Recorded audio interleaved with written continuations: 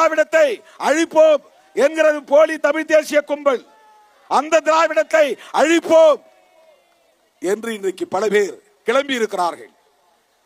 திருமாவளவனை தாண்டி, சிறுத்தைகளை தாண்டி ஒருவனும் அடியெடுத்து வைக்க முடியாது தமிழக அரசியல் களத்தில்.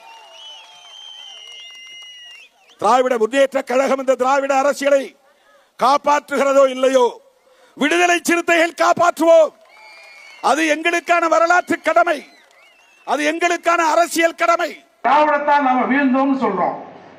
இந்த பயிர் என்ன சொல்றாங்க, திராவிடத்தான் நாங்க வாழ்ந்தோம் தெரியுமா அப்படின்னு இவர்கள் ஒரு கதையை சொல்றான். ஏன்னா திராவிடத்தால கட்சி கூட்டணி தலைவர் என்ற பேர்ல நீங்க ஒன்னா வாழ்ந்திருக்கலாம், இங்க இருக்கிற தமிழர்கள் வாழலடா, அதால திராவிடம் நம்மளை வீழ்த்தியதுடா என்று திரும்ப திரும்ப சொல்ல வேண்டிய கட்டாயத்தை நாம் இருக்கிறோம். நிஜமா சீமானுக்கு எதிராக இந்த திராவிடத்தை காப்பாற்ற நாம் 1000 பெரியார்களை உருவாக்க வேண்டும். எவ்வளவா 1000 பெரியார்கள். ஏண்டா ஒரு பெரியார் வந்து நாங்க நாசமா போய் நார் அடிச்சு இப்ப நாங்க எடுத்து இப்ப பிரிஞ்சு மேய்ச்சி, இந்த நாய் நல்ல நாய் இல்ல, இந்த நாய் வேற நாய், இது பொம்பளை சோக்கு நாய், அப்படி நாய் நீங்க வந்து நாங்க சொல்லிக் கொண்டிருக்கிற நிலையில இன்னும் ஒரு 1000 பெரியார்கள் உருவாக்குவோம். அப்புறம் 1000 மணியம்மை, அப்புறம் 1000 அண்ணாதுரை, 1000 கருணாநிதி. ஏன்னா பெரியார் ஒரு பெரியார்ல இருந்தா ஒரு அண்ணாதுரை வராரு, ஒரு கலைஞர் வராரு, ஸ்டாலின் வராரு, உதயநிதி வராரு, இன்பநிதி வராரு. அப்ப ஒரு 1000 பெரியார்கள் இந்த நாட்டில் உங்களால் உருவாக்கப்பட்டா ஒரு 1000 அண்ணாதுரை வருவாரு.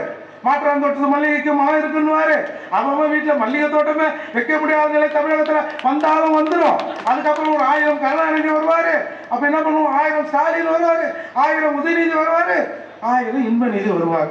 ஏன்னா இவெல்லாம் உண்மையிலே சோற போட்டுதான் திங்கிறாங்களா இல்ல வேற ஏதாவது தான் திங்கிறாங்களா? இந்த சந்தேகம் நமக்கு இயல்பா வருதா இல்லையா? யாரா துரோகி? இப்போ நம்ம வயசான ஐயா நெடுமாறன் இருக்கிறார். பாவம் இப்ப நடக்க முடியல, பேச முடியல, இருக்கட்டும். அந்த நெடுமாறனுக்கு இலங்கைக்கு போக விசா இருக்கா? சரி, நம்ம வைகோக்காரர் இருக்கார் இல்லையா, அவருக்கு விசா கொடுப்பானா? சீமானனும் பாஸ்போர்ட்டை இல்லாத பறிமுதல் பண்ணி வச்சுட்டான். ஏன்னா உனக்கு மட்டும் எப்ப மாமியார் வீட்டுக்கு போற மாதிரி அடிக்கடி விசா கொடுக்குறாங்க திரும்ப வரவனுக்கு? எப்படி இது? நீ யாரோட ஆளு? நீ வந்து தமிழினத்தின் ஆளா, ராஜபக்சவின் ஆளா? நீ குறை சொல்ற திருமாவளவன், நீ குறை சொல்ற சீமானவர்கள் இந்த சமூகத்தின் பேராபத்து. உங்களை மாதிரி அல்ல கைகள் தானே அந்த சமூகத்துக்கு ஆபத்து. சொல்றா, நாங்க வந்து எப்படிலாம் இருந்திருக்கிறோமோ இந்த இனத்திற்காக நாங்கள் செய்த வேலைகள் ஏராளம் ஏராளம்னா. ஆனால் இவர் இந்த இனத்திற்காக செஞ்ச வேலை எனக்கு தெரிஞ்சு ஒண்ணு மாமா வேலை, காட்டி கொடுக்குற வேலை, கூட்டி கொடுக்குற வேலை, இதெல்லாம் தான் இவங்க செய்யலாம்.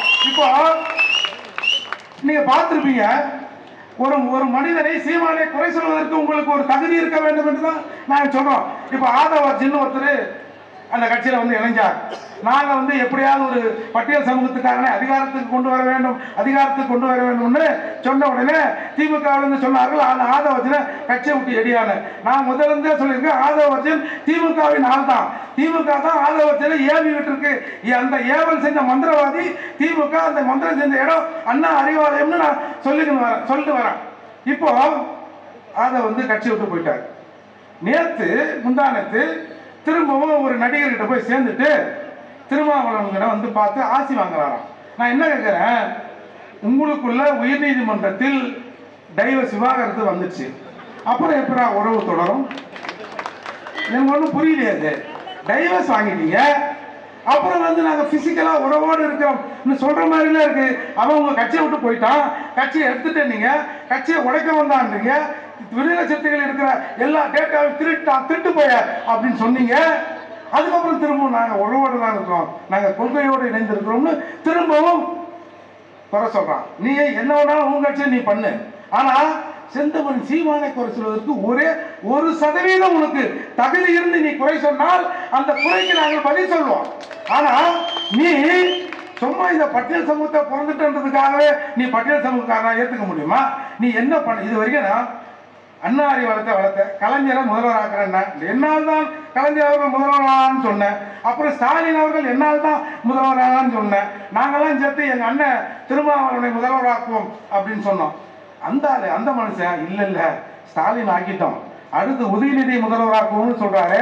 உனக்கு சீமானை பத்தி பேசுவதற்கு எந்த தகுதியாவது இருக்கா? அண்மையில அண்ணன் சீமான் அவர்கள் ஒன்றை தெளிவாக சொன்னார். பட்டியல் சமூகத்துக்காரர்கள் முதலமைச்சர் ஆக முடியாது என்ற போது பாட்டாளி மக்கள் கட்சி தலைவர் ராமதாசும் அன்புமணி ராமதாசும் ஒரு பட்டியல் சமூகத்துக்காரனை முதல்வராக்கத்துக்கு நாங்கள் தயார் என்று சொன்னார்.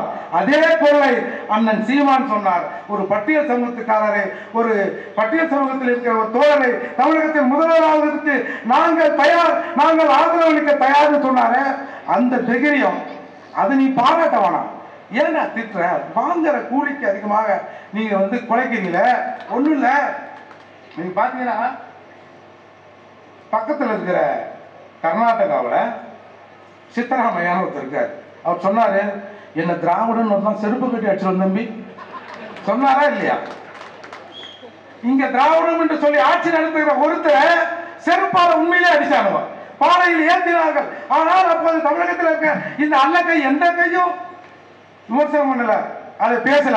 ஆனா அப்ப கூடடா இதெல்லாம் மறந்து அண்ணன் அண்ணன் சொல்லி வந்த எங்க அண்ணன் சீமான் தாண்டா அதுக்கு ஆதரவா ஸ்டாலினுக்கு எப்படா பாடம் கட்டலாம்? ஏய் நாங்கெல்லாம் வெயிட்டிங்கடா.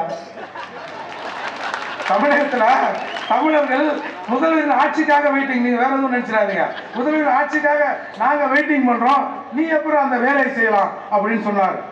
நேற்று 2ஆம் தேதி பேப்பர் ஒரு செய்தி பார்த்துப்பீங்க. கர்நாடகாவில் உள்துறை அமைச்சராக இருக்கிற பரமேஸ்வரன் என்கிற பட்டியல் சமூகத்துக்காரன் உள்துறை அமைச்சர் பார்த்துங்க, உயர்கல்வித்துறை அமைச்சரை நாங்கள் கொடுத்து விட்டோம், திராவிட மாடல் ஆட்சி ஒரு உயர்கல்வித்துறை அமைச்சரை உங்களுக்கு கொடுத்திருக்கிறது அப்படின்னு சொன்னாங்க. அந்த உயர்கல்வித்துறை அமைச்சர் அண்ணன் நம்ம உதயநிதி அவர்கள் பதவியேற்ற போது சாஸ்தாங்கமா காலில் வந்துதான் பார்த்தோம். அப்ப ஒரு பட்டியல் சமூகத்திலிருந்து திருமாவளவன் போன்றவர்கள் காலில் விழுந்தால் அவருக்கு பதவி தருன்னு சொல்றீங்கல்ல. கர்நாடகாவில் பரமேஸ்வரன் உள்துறை அமைச்சராக இருக்கிறார். அவர் சொல்றாரு, நேற்று முந்தானத்து அங்க இருக்கிற பட்டியல் சமூக அமைச்சர்களோடு சேர்ந்து ஒரு ஆலோசனை கூட்டமா. என்னன்னா 2.5 வருஷம் சித்தராமையா சிஎம், அடுத்த 2.5 வருஷம் அந்த நம்ம சிவகுமார் இருக்கார் இல்லையா, அவர் அமைச்சர். மாத்தி மாத்தி நீங்களே எடுத்துன்னு போவீங்க. நல்ல கதரா இது. டேய் என்னடா இது? நாங்க ஒரு தடவை ஆட்சிக்கு வர வேண்டும், முதலமைச்சராக கர்நாடகாவில் ஒரு பட்டியல் சமூகத்தை சார்ந்தவர் ஆட்சிக்கு வரணும்னு சொல்லிட்டு பொதுப்பணித்துறை அமைச்சர் சதீஷ் ஜார்கிஹோலியும் கூட்டுறவுத்துறை அமைச்சர் KN ராஜாவும் சேர்த்து பேசுறாரு. அங்கே டெல்லியில் இருக்கிற காங்கிரஸ் கட்சியின் தேசிய தலைமை இந்த மாதிரி எல்லாம் கூட்டம் போடக்கூடாது. ஒரு பட்டியல் சமூகத்துக்காரர்கள் இந்த மாதிரி கூட்டம் போட்டு நாங்கள் ஆட்சிக்கு வருகிறோம் சொல்லாதீங்க. நீ என்ன சொல்றது? என் ஊர்ல நீ எனக்கு தலைவராக இருக்கலாம், அது டெல்லி, இது கர்நாடகா, எங்களுடைய மண், எங்கள் மக்களின் பிரதிநிதித்துவம் இங்கே வர வேண்டும் என்பதற்காக நாங்க முதல்வராக ஒரு ஆலோசனை கூட்டத்தை போட்டு வெயிட் பண்றாங்க. நீங்க பாருங்க, நாங்க கூட பர்ச்சேஸ் பண்ணி ஒரு தலித் ஒரு பட்டியல் சமூகத்துக்காரன் அங்க முதலமைச்சர் ஆயிடும்னு சொல்றாங்களே. இங்க அந்த கனவுலாம் நடக்காதுங்க. அதை பத்திலாம் நாங்க யோசிக்கல. சீமான் உங்களை முதலமைச்சராக்கிறேன் என்று சொன்னார்ல, சீமான் காலில் ஓணும்ல. நீ அன்புமணி ராமதாஸ் சொல்றாருல்ல, அட்லீஸ்ட் காலில் விடவாடா, கையாவது கொடுக்கணும்ல. ஆனால் இன்றைக்கு திராவிடம் திமுக பேசுகிறது, திமுக பேச வைக்கிறது என்ற ஒரு காரணத்திற்காக கண்ட வேடிக்கை இன்றைக்கு இவர்கள் பேசுகிறார்கள். தயவு செய்து நீங்க பேசுறதை நிறுத்துங்க.